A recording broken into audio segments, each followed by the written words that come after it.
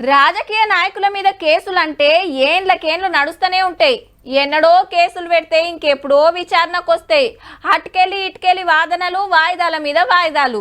ఈలోపు లీడర్లు ఇంకింత పెద్ద పోస్టులకు పోతారు. ఇంకొందరు రాజకీయాలకు వెళ్ళే రిటైర్మెంట్ తీసుకుంటారు తీర్పు వచ్చే టయానికి. కానీ ఓ కేసు ఉందబ్బా, 2 ఏళ్ళు ఆయన నడవబట్టి చిన్న చిన్నగా ఒక్కొక్కరిని అరెస్ట్ చేసుడు, ఎంక్వైరీ చేసుడు, ఆఖరికి కేసులున్నోళ్ళంతా ఒక్క దగ్గరికి చేరిండ్రు. ఈ పాటికే మీకు అర్థమయ్యే ఉంటది. ఢిల్లీ లిక్కర్ కేసే. మరి ఇలా ఏం జరిగిందో చూద్దాం పాన్రి. మందు దందా కేసుల ఆఖరికి కేజ్రీవాల్ సార్ కూడా జైలుకు పోయిండు. ఓ లీడర్ సీఎం సీట్లుండి జైలుకు పోవుడు దేశంలో ఇదే తోల్తా. మొన్న అరెస్ట్ చేస్తే ఇన్ని రోజులు ఈడీ కస్టడీలు ఉండే.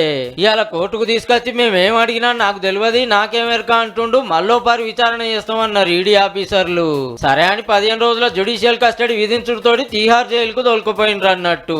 ఇంటికాంచి తిండి, మందు గోళీలు, భగవద్గీత, రామాయణం పుస్తకాలు తెచ్చుకొని చదువుకుంటానికి పర్మిషన్ అడిగిండ్రు కోర్టును. మన కవితక్కున్నది కూడా ఇదే జైల్లో.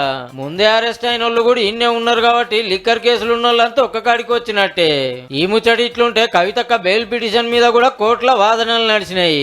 ఎఫ్ఐఆర్ లో కవిత పేరు లేదు, కావాలనే ఇరికిస్తుండ్రు. 3 మాటల విచారణకు వచ్చింది, అరెస్ట్ చేయమని చెప్పి చేస్తున్నారు కాబట్టి బెయిల్ ఇయ్యాలని కోరిండు అక్క తరపు లాయరు. లేలే, మందు దందాల పక్కా ఉన్నది, సాక్ష్యాలు కూడా ఉన్నాయి, బెయిల్ ఇయ్యొద్దని ఈడీ లాయర్ వాదన. ఇద్దరు చెప్పిన ఇన్నాక విచారణ బేస్తారానికి వాయిదా పడ్డది.